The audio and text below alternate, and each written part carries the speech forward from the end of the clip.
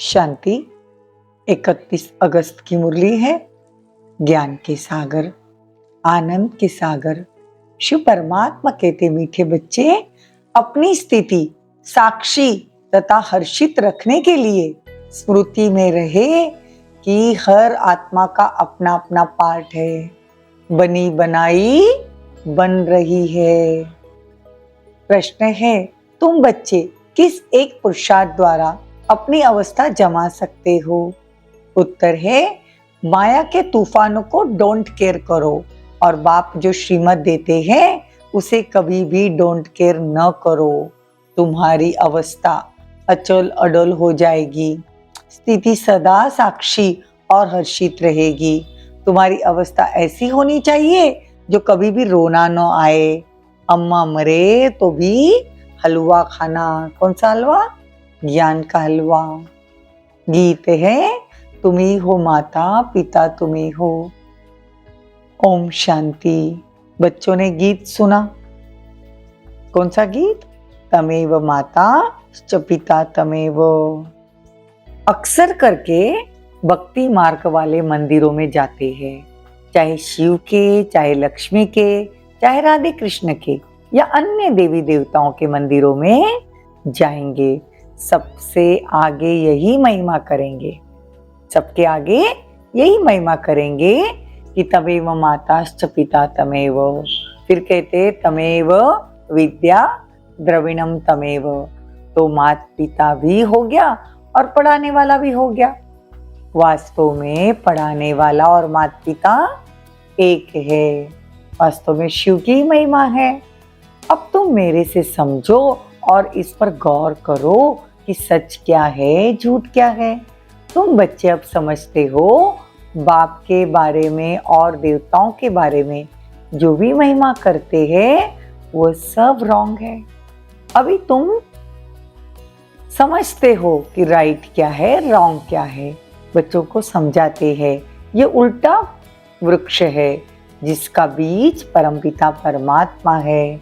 वो ऊपर में रहते हैं, वो चैतन्य बीज है ना। तुम ठहरे बच्चे। कई कहते हैं कि सब बीज आदि में आत्मा है, लेकिन वो सब जड़ है। बाप को कहा जाता है मनुष्य सृष्टि का बीज रूप। अब तुम अर्थ सहित जानते हो। हम सो ब्राह्मण बने, फिर हम सो देवता बनेंगे, फिर हम सो क्षत्रिय वर्ण में आएंगे।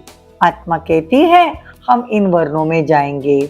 हम शूद्र भी अभी ब्राह्मण कुल में आएंगे। परमपिता परमात्मा ही सबको रचने वाला है। बाप कहते भी है कि मेल फीमेल सब सीताएं हैं, सब रावण की शोक वाटिका में है। लंका की बात नहीं, भारत की बात है। एक ही बाप सर्व का सद्गति दाता है। वो एक न होता तो भारत कुछ काम का नहीं था।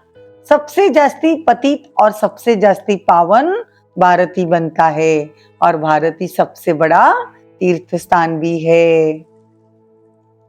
बाबा कहते हैं ड्रामा पूरा साक्षी होकर देखना है। यह ड्रामा है, इसमें रोने की दरकार नहीं। ग्रस्त व्यवहार में रहना है। अम्मा मरे तो भी हलवा खाओ, बीवी मरे तो भी हलवा खाओ। यह उन्हों के लिए है जो ग्रस्त व्यवहार में रहते हैं। तुम्हारी अवस्था ऐसी होनी चाहिए जो कुछ भी दुख न हो। बेहद के बाप को याद करते रहना, इतनी अड़ोल अवस्था होनी चाहिए। अंगद को रावण हिला नहीं सकता। माया बड़ी जबरदस्त है। तुमको स्टेरियम रहना है। माया के कितने भी तूफान लगे, डोंट केयर करना है, घबराना नहीं, पंख नहीं होना, पुरुषार्थ करके अवस्था को जमाना है। अच्छा, मनुष्य को नष्टो मोहा बनने में कितनी मेहनत लगती है, क्योंकि उनके पास कोई एम ऑब्जेक्ट नहीं। यहाँ तुमको प्राप्ति बहुत है तो बहुत नष्टो मोहा होना चाहिए। एक बाबा के साथ योग लगाना है।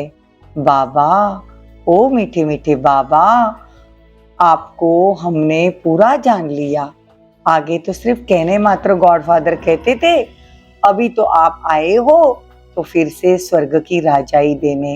ये कलयुग तो अभी कब्रिस्तान होने वाला है, इसीलिए हम इसको क्यों याद करें। इसलिए देखो बाबा कहते ग्रस्त व्यवहार में रहते मुझे याद करो। धंधा दूरी में बुद्धि भागती रहती है, मन घोड़ा है ना, कहाँ न भागेगा तवाई मुआफिक। तो बाप कहते हैं शरीर निर्वाह अर्थ काम करते भी बुद्धि का योग बाप से लगाओ, मेरी याद से तुम्हें बहुत प्राप्ति होगी। और सबसे तो अल्पकाल की प्राप्ति है। कितनी नवधा भक्ति करते हैं, अच्छा फिर क्या हुआ, साक्षात्कार किया, बस ना, मुक्ति, जीवन मुक्ति तो नहीं मिलती। बाबा कहते बस अब ये 5 विकारों का जो ग्रहण लगा है ना, उससे तुम काले हो गए हो। अब सतयुग में तुम कितने सुंदर थे, अब शाम हो गए हो ना। अब तुम्हारी आत्मा ही ब्रह्मांड की रहने वाली है। ब्रह्म तत्व कहा जाता है ना, अहम ब्रह्मा कहना भी भ्रम है। तुम ब्रह्मांड के मालिक हो, तुम्हारा सिंहासन ब्रह्मांड है।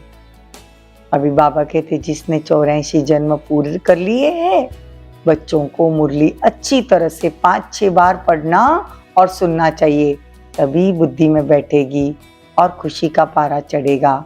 माया घड़ी घड़ी याद भुला देती है, इसमें कोई हट आदि करने की कोई बात नहीं। फुर्सत मिली, अच्छा बाबा को याद करना है, कछुए मिसल सबसे अच्छा है। अमृत वेले का टाइम, उसका असर सारा दिन रहेगा। जब भी बच्चों को समझाया गया है कि पहले खिलाने वाले को खिलाकर फिर खाना है। शिव बाबा के यज्ञ से खाते हो तो पहले उनको भोग लगाना पड़े। ये सब सूक्ष्म वतन में साक्षात्कार होते हैं। ड्रामा में नोंद है, तुमको भोग लगाना है शिव बाबा को। वो तो निराकार है, गाया भी है देवताओं के लिए। उनको ब्रह्मा भोजन की आश थी, क्योंकि तुम ब्रह्मा भोजन खाकर ब्राह्मण सो देवता बनते हो। सूक्ष्म वतन में देवताएं आते हैं, महफिल लगती है, ये सब खेलपाल है। अच्छा, मीठी मीठी सिकिल दे बच्चों प्रति माता पिता बाप दादा का याद प्यार और गुड मॉर्निंग। रूहानी बाप की रूहानी बच्चों को नमस्ते। हम रूहानी बच्चों की रूहानी माता पिता बाप दादा को याद प्यार, गुड मॉर्निंग, नमस्ते, थैंक यू, बहुत बहुत शुक्रिया। धारणा के लिए मुख्य सार, बुद्धि में पूरी एम ऑब्जेक्ट रख, नष्ट मोहा बनना है। इस कब्रिस्तान को भूल आपको याद करना है। रूहानी जिस्मानी सेवा करनी है, खिलाने वाले को खिलाकर फिर खाना है। अमृत वेले का समय अच्छा है, इसीलिए उस समय उठकर बाप को याद करना। मुरली 5-6 बार सुननी व पढ़नी जरूर है। वरदान, अलौकिक स्वरूप की स्मृति द्वारा अलौकिक कर्म करने वाले सदा समर्थ आत्मा भव। ब्राह्मण जीवन अर्थात अलौकिक हीरे तुल्य अमूल्य जीवन। इस अलौकिक जीवन की स्मृति से व अलौकिक स्वरूप में स्थित रहने से साधारण चलन साधारण कर्म नहीं हो सकता।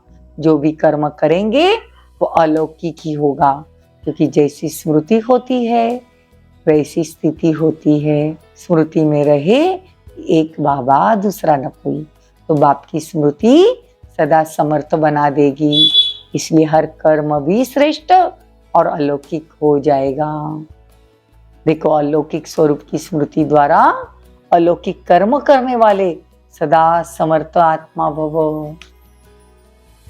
स्लोगन है, स्व उन्नति का यथार्थ चश्मा पहन लो तो सबकी विशेषता ही दिखाई देगी।